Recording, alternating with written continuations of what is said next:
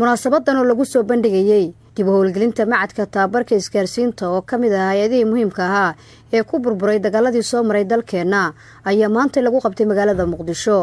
wasaaradda boosada isgaarsiinta Soomaaliya ayaa ku guuleysatay dib u yeglelidda macadka isgaarsiinta qaranka si sare loogu qaado barashada cilmiga tiknoolajiyadda iyo isgaarsiinta casriga ah. waxaana ka qayb galay munaasabadaasi ra'iisul wasaaraha xukuumadda federaalka Soomaaliya Mudane Xasan Cali Khayre, wasiiro, aqoon-yahano iyo marti sharaf kale. maadaama marka aan rabno in aan xorowno si aan u xorownana meesha ugu horeysan ka xoroobayna ay tahay inaan dhaqaalaha wadanka kobcino, qof walba Soomaaliyeed isku filnaado, noloshiisu ay wanaagsanaato si uu dalka iyo dawladnimada intuu u jeclaado u difaaco. waxa loo baahan yahay dadku inay xirfad yeeshaan. waxaan rabnaa inaan su'aalo yar markii isweydiino. waxaa barbar dhigtaa kan wax soo bartay oo sameeya telefoon iPhone ah. meeqa daqiiqay ku qaadataa ama saacadood inuu sameeyo? meequu ka helaa? waqti meequu geliyay? taasaad waxaad barbar dhigaysaa neefka ariga oo 2 ama 3 sano aad dhaqanaysa.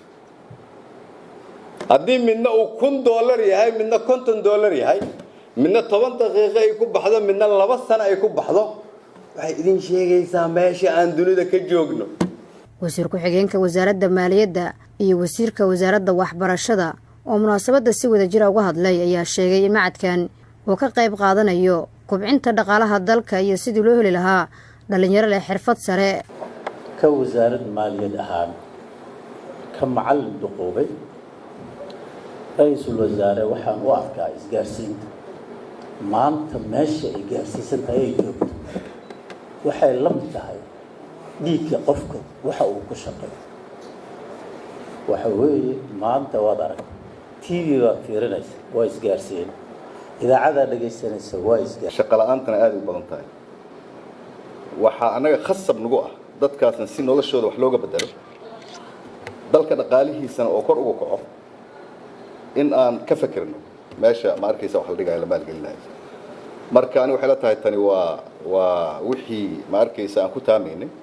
injineer Cabdi Canshuur Xasan, wasiirka boosada isgaarsiinta ee xukuumadda federaalka Soomaaliya, ayaa xuseen wasaaraddu ay higsanayso in la helo xirfadlayaal leh cilmiga tiknoolajiyadda iyo isgaarsiinta kuwaas oo la falgeli kara caalamka horumarka ay ka sameeyeen iyo sidii dib loogu soo celin lahaa boosadii Soomaaliya. xirfadlayaal sektorkii horumariya oo tiknoolajiyada casriga ah la jaan qaadi karta ummadana naga dabageeyo. sababtoo hadda wax kasta waxay isku soo aruureen technology. telefoonkaaga yar ayaad maartay lacag ka diraysaa, banki ku ah, isgaarsiin kale ku ah, calculator ku ah, wax kasta halka technology la isku keenay. waxaan rabnaa inaan mustaqbalka aynu dhoofino technology, inaan maartay software develop gareyno adduunyada aan u dhoofino. macadkii soo saar lahayna waa macadkan. ra'iisul wasaaraha xukuumadda federaalka Soomaaliya Mudane Xasan Cali Khayre oo soo xiray munaasabada ayaa tilmaamay in dalkeenu u baahan yahay aqoon-yahano naga dabageeya caalamka iyo dariskeena uuna horseed u noqon doono. waxaad ka fikirtaan 87 ama 8 haddii dalka Kenya ama Uganda ay lahaayeen macad dhismihiisu saas u yahay, waxaad qiyaastaan maantay sida uu macadkooda u yaalo. waxaan rabnaa marka dadka Soomaaliyeed waxaan daawanaya ama halkan fadhiya oo haddana aanan u qushuucayn meesha dalkooda uu joogo, waxaan rabaa inaan isugu noqdo yani nolol caadiya ayaa nolol aan caadi ahayn ummadda Soomaaliyeed la noqdo.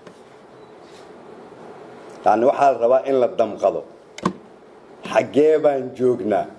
dadka dhalinyarada ah oo 70% oo anaga naga dambeeya inay xaq u leeyihiin mustaqbalkan ka duwan. waa wax weyn in ra'iisul wasaarihii Soomaaliyeed uu yimaado oo ku farxo in maxadkii isgaarsiinta dib loo yagleelo. laakiin ma ahayn inaan waxaas ka shaqeyno. waxay wax ka sheegaysaa meesha aan joogno, dawladnimadeena sidii u burburtay, dalkeena meesha uu marayo. waxaa la rabaa marka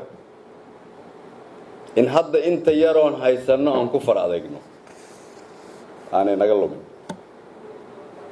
waa run sidii doctorkii halkan ka hadla oo yidhi adduunyo waxaa lagu nool yahay aana dalkaada ku noolaan karin haddaana tartami karin gurigaada iyo businesskaada lagaa qaadanayaa haddaadan xirfad lahayn marka ugu dambaysa dalkaada adeega ku noqonaysaa sababtoo adduunyada waxay u dhammaanaysaa sideebaad aqoon isugu difaaci kartaa